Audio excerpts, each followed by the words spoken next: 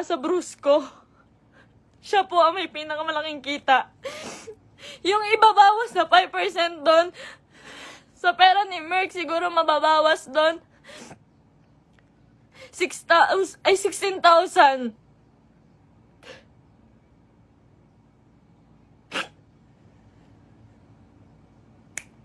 Lahat po ng kaibigan niya, ginamit niya. Hindi ko na po kasi kaya eh.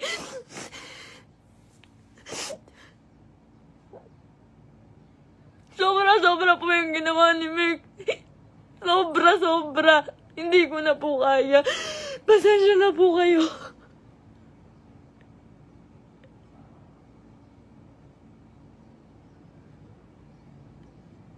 Napakawalang iyang tao niya ni Merck. Lahat po ginago niya, pamilya ko. Lahat po ng tao sa paligid niya, ginamit niya po. Scripted po lahat ng nangyayari. Sinusunod ko po siya. Kung makikita niyo po, lahat po ng video namin, puro bastos dahil po yun sa kanya. Ayoko po nun, walang may gusto nun. Kayo na pong bahala kung maniniwala kayo ngayon. Wala pong may gusto nun. Lahat po binigay ko sa taong yun.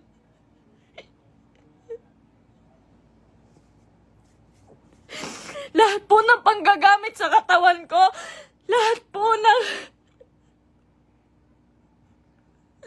pagpapakita ng kung ano sa katawan ko, siya po ang may gusto nun. Nagagalit po siya pag aayaw ako. Ang sasabihin niya, para sa atin to. Para sa atin to. Pero hindi ko naramdaman dahil po, napakalaki po ng kinikita ni Merck. Wala po siyang binibigay sa akin. Kung sasabihin niyo po na pera lang ang habol ko sa kanya. Kung makikita niyo po yung bahay namin, hindi niya po napagawa yun. Hindi niya po pinagawa yung bahay namin. Uunahin niya pa po yung iba. Sa laki ng kinikita ni Merck, sa milyon ang kinikita niya sa isang buwan. 5,000 lang po ang binibigay sa akin yan, pati kay mama. Sa magulang ko po, 5,000 lang po, isusumbat niya pa. Mumurahin niya yung magulang ko.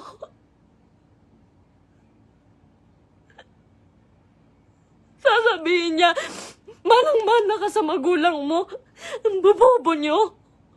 Lahat kayo plastic. Ginaganon niya po yung magulang ko. Hindi ko na po kaya. Ngayon po, nawawala po si Merck ngayon. Lahat po ng nangyari, scripted po. Scripted. Tinatago po ako ni Merck. Tinatago niya po ako. Hindi niya po ako pinapalabas. Ayoko na po. Ayoko na talaga. Ayoko na po talaga.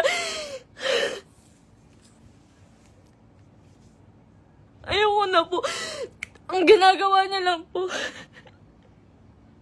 Nandito po ako ngayon kasi nawawala po si Merck. 6 na araw na po siyang nawawala. Kasama niya po yung babae niya. Yun dun po sa... Si Pam doon sa video na bago makaganda.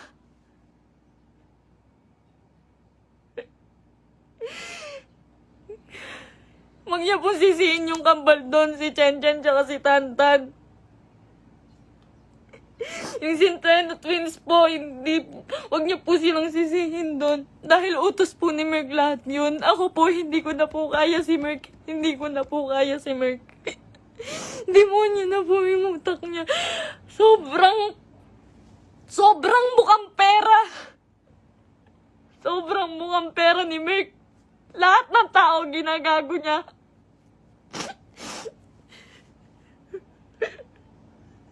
Sinisira niya po yung nanay ko po. Yung nanay ko na nasisira na din po sa inyo.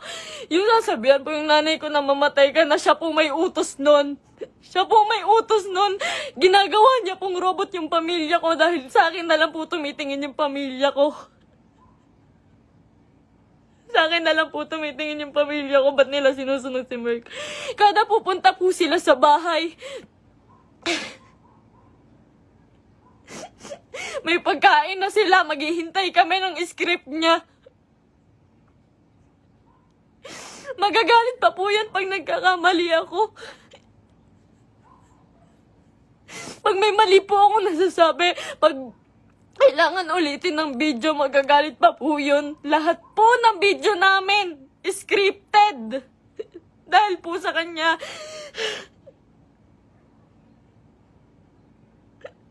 Sobrang abusado. May babae po si Merk ngayon. Yung babae niya, yung Pampo.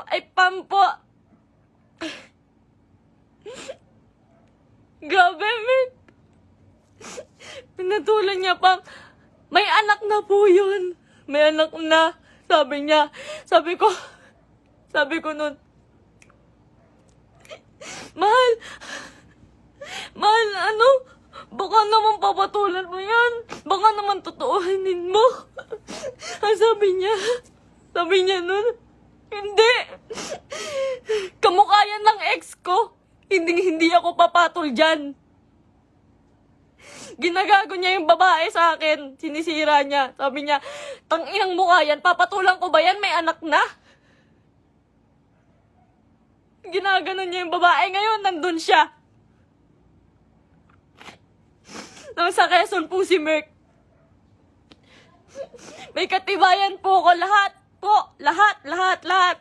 Kahit sa chat, kahit yung babae. Nahuli ko po kasi dahil po dun sa post ng babae, nag-post po yung babae. Nakasama po yung sasakyan namin. Tapos yung cellphone ko po, nagla-login po yun sa Quezon.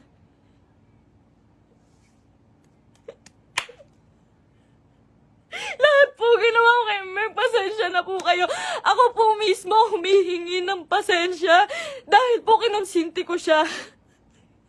Mahal ko lang po talaga. Ngayon lang ako natauhan. Sobrang dami kong kaibigang nilayuan. Pamilya dahil ayaw nila ng video namin ni Merk. Sobrang dami ko pong nilayuan. Wala po akong kaibigan ngayon. Wala po akong kahit sino ngayon. Dahil kay Merk. Dahil iniingatan ko po siya.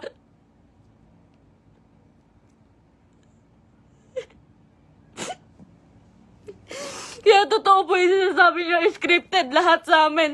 Scripted lahat ng buhay na binigay sa akin ni Merk.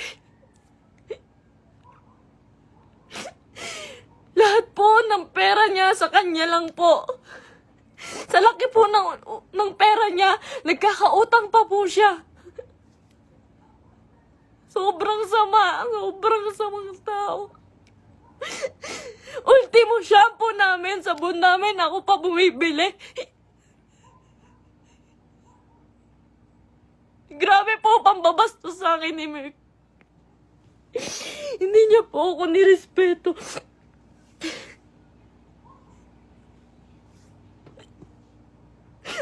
Nawalan po ako ng kaibigan dahil sa kanya. Huwag niya po sisihin lahat po ng taong nakapaligid kay Merk. Dahil po lahat yun inuutusan niya. Sobrang bossy. Hindi niya naman po pinapalamon.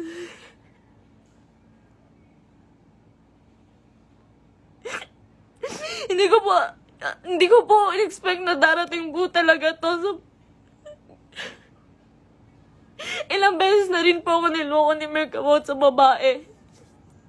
Nung una, pumatol siya sa kaibigan ko.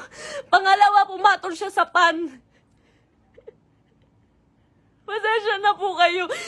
Kasi alam ko po, scripted po yun eh. Pasensya na po kayo. Ako na po humihingi ng pasensya sa inyo. Ginawa ko lang po yun kasi sobra po akong nagmahal. Bago po namin makuha si Asurada, ang inuulam po namin araw-araw, itlog at tuyo araw-araw para makuha niya lang yung sasakyan niya. Lahat po ng meron siya ngayon, Sa kanya po, nakapangalan. Pati yung bangko po, sa kanya po.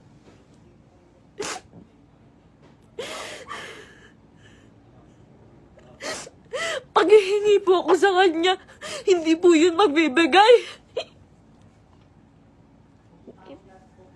Ultimo sarili kong damit, ako pa bumibili.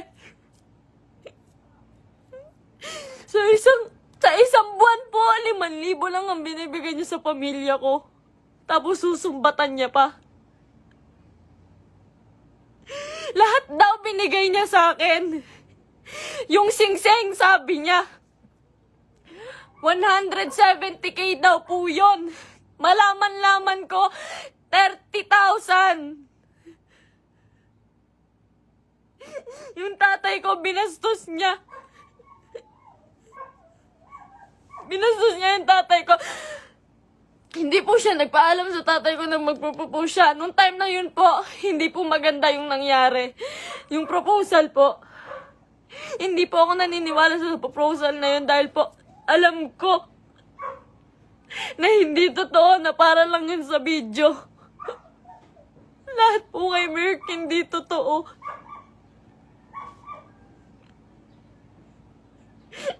Yung buhay niya, yung pagkatao niya, yung buhay na binigay niya sa akin, hindi po yun totoo.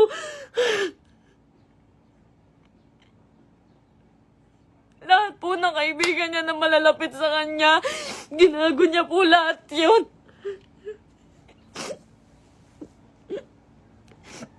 May nakakita po sa kanila dito sa Naik. Prinex niya pa po pala yung babae kahit kanino. Pinakilala niya pa kung kani-kanino dito sa Naik. Sa mga taong malapit sa akin. Hindi niya alam.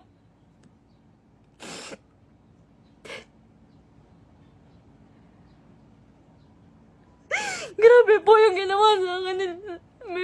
3 years. 3 years po akong nagtiyaga. Isang buwan po akong nakakulong. Isang buwan po akong nakakulong sa kwarto. Kinukulong niya po ako kasi bawal daw po ako makita ng kahit sino ng kapitbahay. Nandito lang po ako pag uuwi po ako sa Antipolo.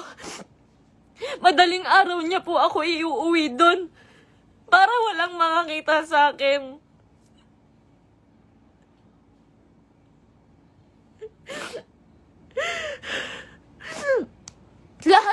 Lahat po ngayon suko na kay Merck. Nung isang araw po nasa ospital ako kasi nagtake po ako ng anxiety. Sobrang depressed na po. Sobrang depressed na po. Hindi niya alam yun. Hindi niya alam na naghahanap ako sa kanya. Kahit saan naghahanap po ako. Naghahanap ko siya eh. Kasi mahal ko po siya eh.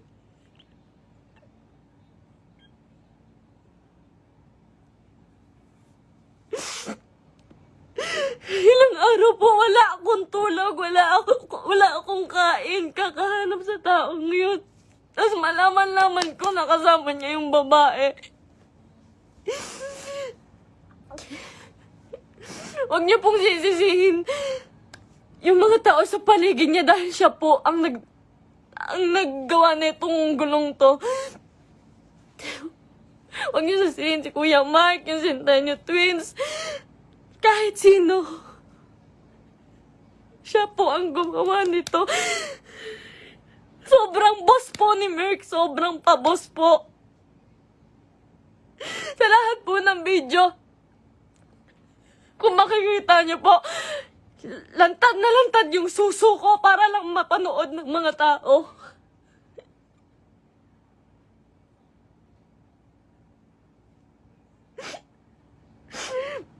Para lang panoorin niyo, para lang magkapera siya.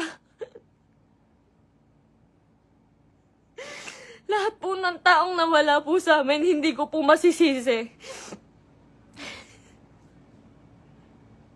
Eterners TV, Brusco, Arnold, Tatay Onin. Marami pa pong nawala sa aming mga kaibigan dahil po sa kanya. Dahil hindi po nila kaya. Hindi po nila kinakaya si Merck. nagmamahal lang po ako. Pasensya na po. Pag mag-short film po kami, magkamali lang po ako ng unti. Nangina naman, mahal, galingan mo naman. Pati po pagkapahulog ko po sa hagdan, hindi po yun totoo. Ang sakit po ng katawan ko nun pagtapos. Ginawa ko yun sa kanya nung nagpakahulog ako sa hagdan.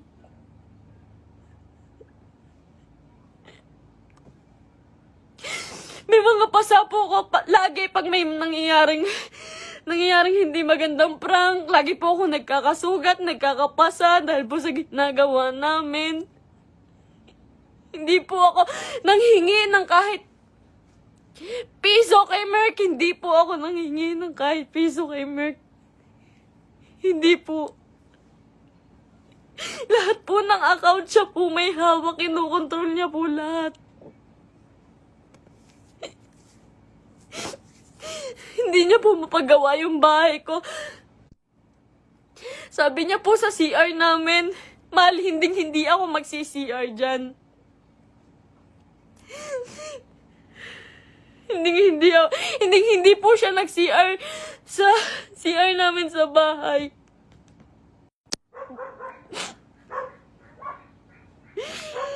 Pero hindi niya po yun mapagawa. Tinitiis niya po yun. Kayo na pong bahala kahit hindi na po kayo maniwala. Hindi ko po kayo masisisi. Kasi lahat ng ginawa ni Merk, hindi totoo yun. Wala nang totoo kay Merk. Mahal na mahal ko yun. Ang dami kong ginawa para sa kanya. Alam po yan ang mga totoong kaibigan namin. Alam po nila kung gaano ako nagsasakripisyo araw-araw. Napakarami niya pong pera, pero ang dami niya rin pong utang. Hindi ko na po alam kung saan niya pinupunta yung mga pera. Kung makikita niyo naman po kasi sa mga video namin, wala po talaga akong hawak na may mga pangalan na damit, may pangalan na sapatos. Lahat po yun ako lang po. Uutang pa po ako sa ibang tao, magkapera lang. Lagi po akong umuutang sa ibang tao, magkapera lang.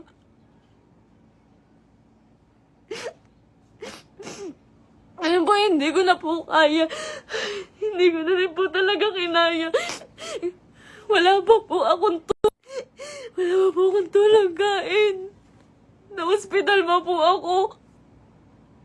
Hindi po ako nagmamakaawa sa inyo. Wag po kayong maaawa sa akin. Gusto ko lang naman po sabihin sa inyo yung totoo. Kasi ayoko na pong may mga taong masaktan. Ayoko na pong... Hindi ko po kasi talaga kaya yung mga bash. Hindi ko po yun kaya. Nag-aaral po ako noon. Pinatigil niya po ako sa pag-aaral para lang po sa video. Yung pangarap niya po yung sinunod namin eh. Yung pangarap niya, tinabi ko na po yung pangarap ko. Grabe yung sakripisyo ng pamilya ko. Grabe. Sasabihin niya, yung nanay mo, plastic. Yung nanay mo, sa Cebu po. Sa Cebu, hindi siya nahiya. Hindi po siya nagbigay ng kahit ano, na kahit piso lang doon sa tiniran namin. Iniwan niya po ako doon para lang po sa babae. Sabi niya po may sponsor. Iniwan niya po ako sa Cebu. Magkasama po kami doon isang araw po. Ang usapan po, 1 linggo po kami doon. Kasi po pupunta na po kaming Canada. Mas malaki po kasi yung kita sa Canada. Kaya po kami pupunta ng Canada, pero hindi ko na po kaya.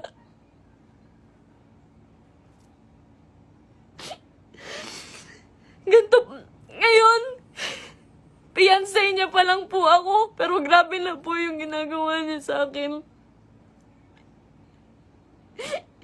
Sobrang mukhang pera ni Merk.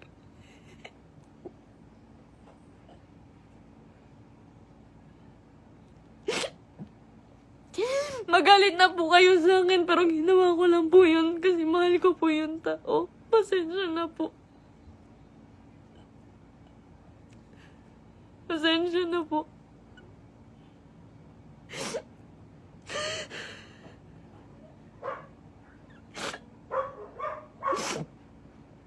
Ngayon po, wala pa rin po si Merk.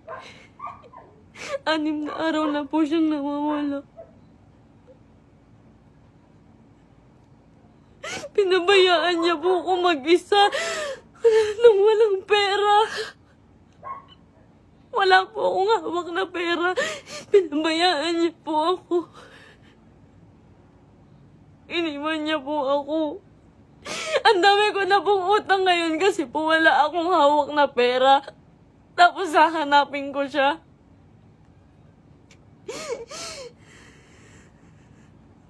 Masakit po kasi lalo eh. Fiancé na po kasi ako eh.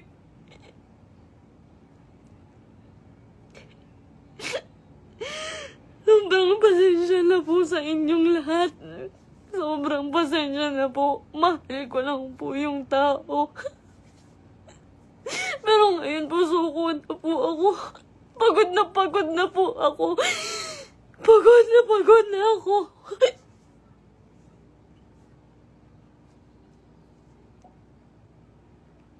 Pasensya na po.